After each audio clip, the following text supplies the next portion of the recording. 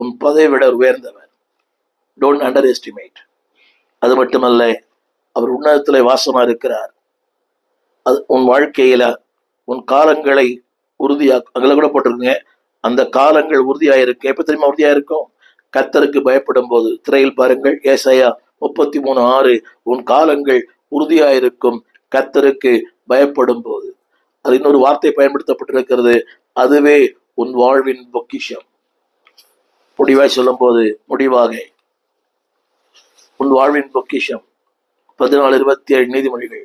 மரண கண்ணிகளுக்கு தப்பலாம். இதனால் என்னுடைய செய்தி என்னவென்றால், God wants to make your life stable.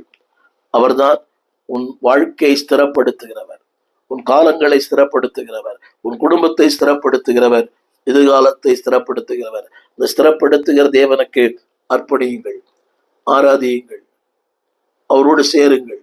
worship the Lord, trust the Lord, try to run away from the evil. தீமை விட்டு விலகுங்கள். ஊழியனுக்கு கீழ்ப்படிங்க, போதகத்துக்கு கீழ்ப்படிங்க, போதகனுக்கு கீழ்ப்படிங்க. அசட்டை பண்ணாதிருங்க. உங்க வாழ்க்கை அன்பானவர்களே மகிமையா இருக்கும். இந்த கடைசி சொற்றொடை நான் வாசித்த அந்த வார்த்தையை நான் படிக்க விரும்புகிறேன். மரண கண்ணிகளுக்கு நீங்களாக்கலாம்.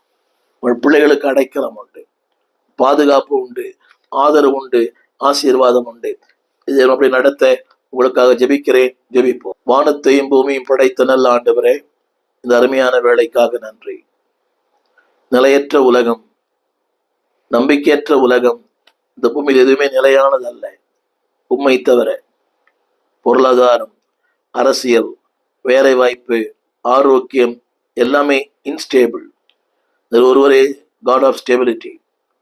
அன்றைக்கு பேதுரை பார்த்து, நீ சீமோனா இருக்கிறாய், உன்னை பேதுருவாய் மாற்றுவேன். ஆற்று மணலாய் இருந்தவனை ஒரு கற்பாறையாய் மாற்றின தேவன். யாரெல்லாம் இன்னைக்கு ஸ்டேபிள் இல்லாம, அந்த உறுதித்தன்மை இல்லாம அலை மோதுகிறார்களோ, அத்தனை பேரையும் ஒரு உறுதிப்படுத்தும், வாழ்க்கையில் உறுதிப்படுத்தும், ரட்சிப்பில் உறுதிப்படுத்தும், அர்ப்பணிப்பில் உறுதிப்படுத்தும், ஊழியத்தில் உறுதிப்படுத்தும்.